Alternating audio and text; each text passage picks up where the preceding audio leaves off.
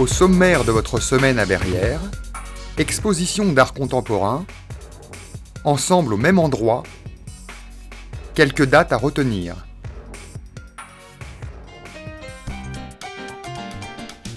Pour cette exposition d'art contemporain à l'Orangerie Espace Tourlière, le service culturel de la ville et le Conseil général de l'Essonne nous proposent une exposition d'Evelyne Coutas intitulée « Sous chaque arbre, une feuille ».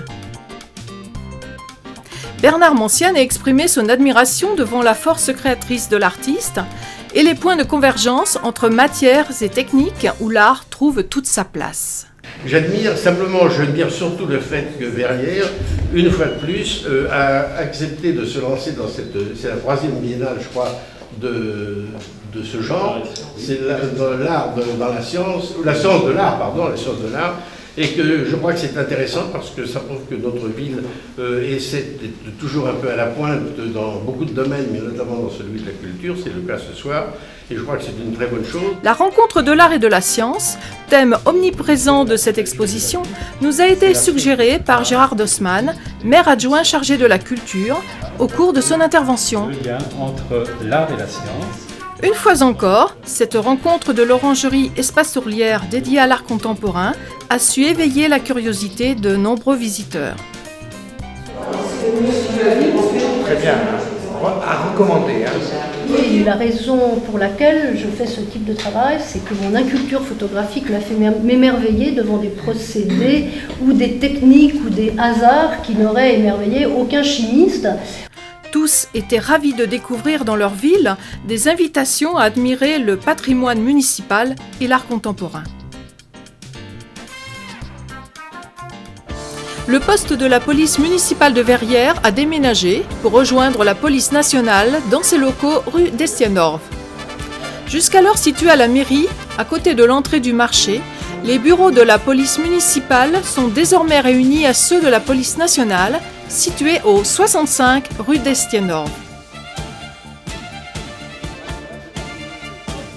Mercredi 9 novembre, Bernard Mancienne, Thomas Joly et une délégation de l'équipe municipale ont inauguré cette structure.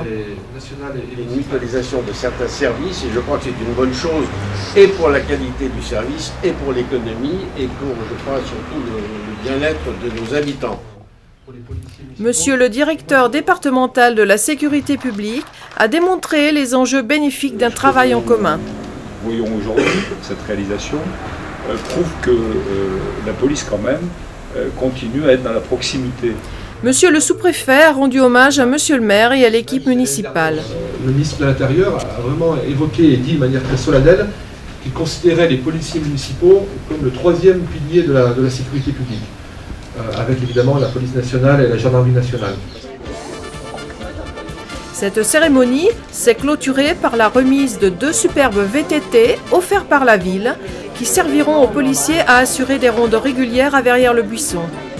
Ce rapprochement ayant pour objectif une meilleure coordination entre les 2 polices dans un souci constant d'améliorer la sécurité des Verriérois. L'agenda, quelques dates à retenir.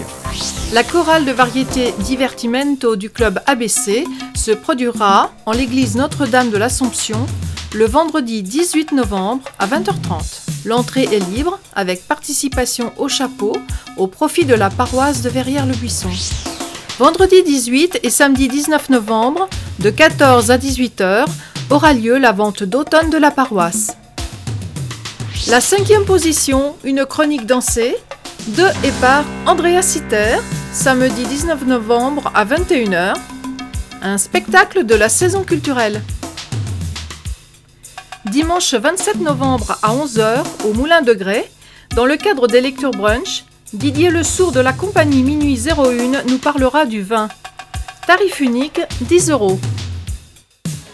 Dans votre prochaine semaine à Verrières, La cérémonie du 11 novembre.